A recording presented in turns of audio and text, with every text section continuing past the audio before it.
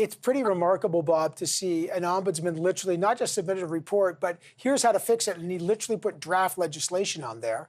But the accusations about the department and about interference are pretty damning. What does that mean politically for someone like the Minister of Defence, Minister Sajjan, Bob Fife?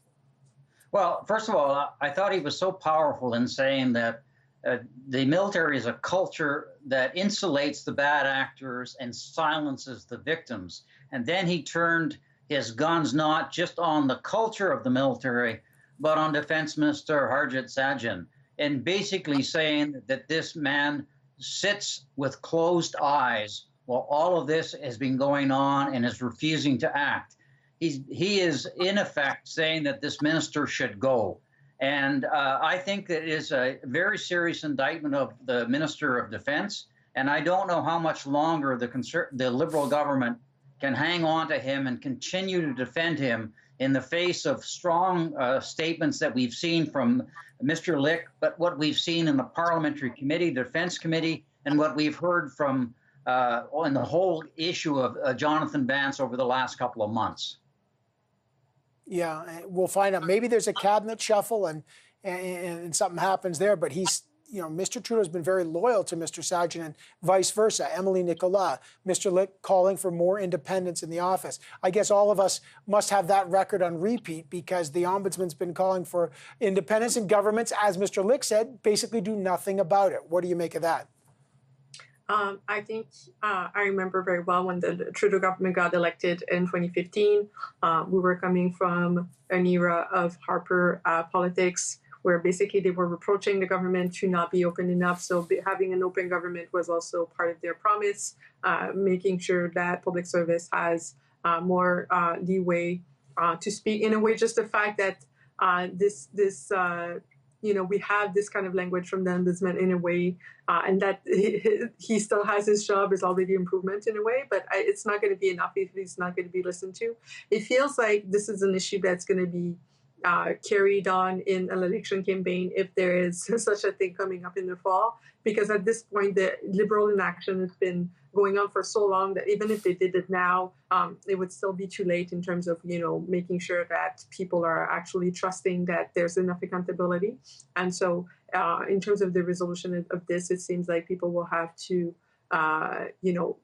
make a decision based on that, and that the opposition parties will have to continue to push this issue even during a potential electoral campaign, because I don't see, if there was something to be done, it would have been done 3 months ago.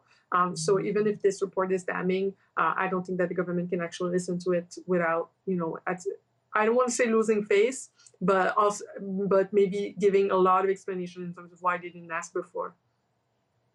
No, well, Charlotte, speaking of inaction, speaking of inaction, Charlotte, the Defence Committee adjourned for the summer without issuing its final report into military misconduct and the General Vance situation. Committees can meet over the summer, by the way. So what does that tell you about this issue?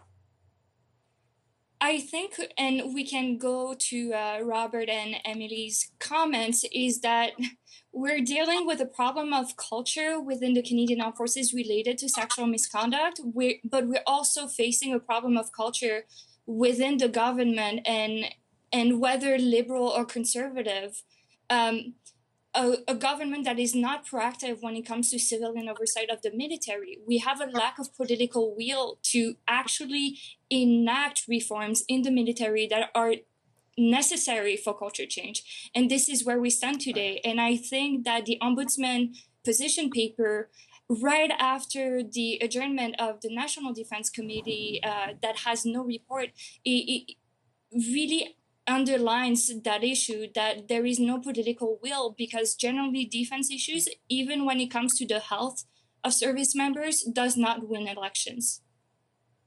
Yeah, Bob, just last word on that.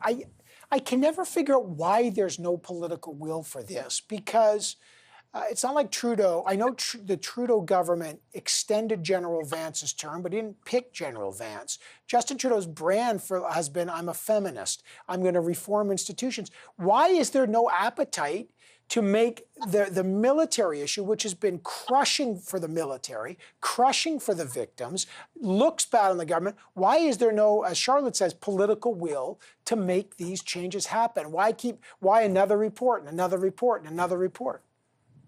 You know, that's a real head scratcher. We know why the Defense Committee has been filibustering and not issued a report, because politically they're trying to not have a damning report on the defense minister. But on the substance of the issue, it's a no-brainer. We've seen that when parliamentary bodies are reported, like the Auditor General or the Privacy Commissioner, the Information Commissioner, the Ethics Commissioner, when they report directly to Parliament, it is a much more effective agency. Yeah. And having the Ombudsman report to the Minister of Defense just does not work, because the minister's interest is in protecting the institution that he's responsible for. That's why you have bodies, oversight bodies, report directly to Parliament, so that they can be truly independent.